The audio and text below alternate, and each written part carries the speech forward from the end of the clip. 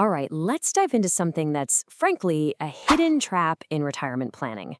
It's called the sequence of returns risk.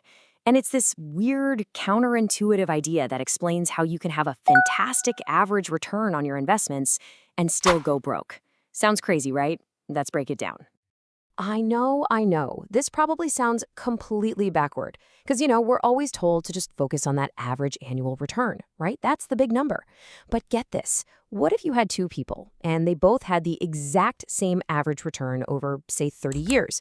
You'd think they'd end up in the same place, wouldn't you? But no, one could be totally set for life while the other runs out of cash. So how on earth is that possible? Well, it all comes down to one little thing: timing. To really get our heads around this, let's step away from the spreadsheets and the financial jargon for a minute. Let's tell a story instead.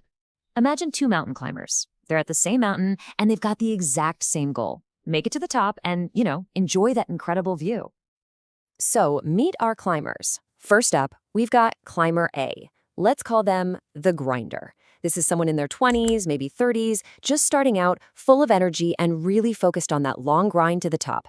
This is what we call the accumulation phase. Then we have climber B, the veteran. This person's been at it for decades, their pack is full, they're so close to the peak, that summit of financial freedom, and they're just about ready to stop climbing and finally start using all the supplies they've gathered.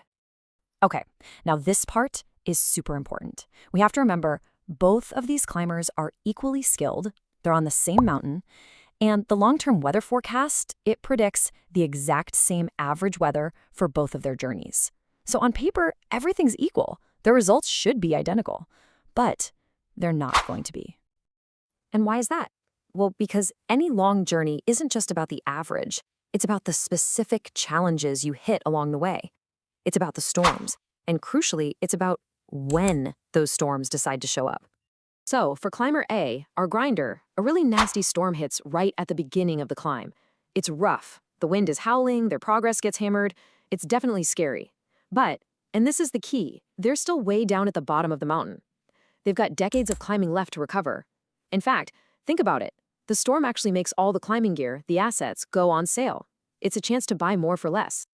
Okay, now let's switch to climber B, the veteran. The exact same storm, same strength, same everything hits them. But the timing is just awful.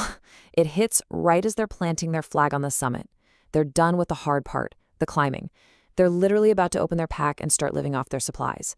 For them, this isn't just a little setback. This is a potential catastrophe.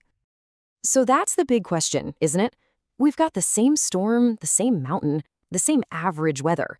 Why is one climber just fine in the long run, while the other is in serious, serious danger? What's the difference? All right, let's put some real numbers to this story. Look at what happens to climber A. Yeah, the market takes a big hit, but they're still putting money in, so they're buying when everything is cheap. Now look over at climber B. That huge 30% drop happens the exact moment they start taking money out. They have to sell their assets, their supplies, to live, but they're selling in the middle of the storm at bargain basement prices. And that's the killer combo, a down market plus withdrawals. It's a devastating spiral because you have to sell way more of your stuff just to get the cash you need, and that permanently wrecks your portfolio. And that right there, that brings us to the core idea. The huge, critical difference between the two main phases of your financial life, accumulation versus distribution. So now we can give our storm its official name. What we've been talking about is called sequence of returns risk, and it's exactly what it sounds like. The danger that a bad sequence of returns, like a huge market drop right when you retire, can do permanent damage to your nest egg. And this can happen even if your average return over the long haul looks perfectly fine. So let's really hammer this point home. Once you stop working and start living off your investments, that average return number, it just doesn't matter as much. What matters way more is the order in which those returns happen. A big loss in year 1 or 2 of retirement, that can be a knockout punch that you just can't recover from. And this contrast really is everything. Let's go back to the climb. When you're in the accumulation phase, climbing up, a market crash is basically a big sale. Awesome. You get to buy more assets for cheap. But when you're in the distribution phase, at the summit and living off your supplies, that same market crash is a full-blown crisis. You're now forced to sell your stuff at a huge discount just to pay the bills. And those losses, they're permanent. Okay, So that's the problem. And yeah, it's a pretty scary one. But listen, the whole point here isn't to freak you out. It's to get you prepared. So now let's talk about how you can build a financial shelter to protect yourself from that summit storm. And this really gets to the heart of what we call a stewardship mindset. Look, we can't control the weather, right? We have no idea when the next market downturn is going to hit. But what we can control is how we prepare for it. It's not about being afraid of the storm. It's about being smart and building a sturdy shelter for the resources you've spent your whole life gathering. So what does the shelter actually look like? Well, here's a simple 3-step plan. Step 1, just know where you are on the mountain. Are you a grinder, still accumulating? Or are you a veteran, getting ready to distribute? Your entire strategy changes depending on the answer.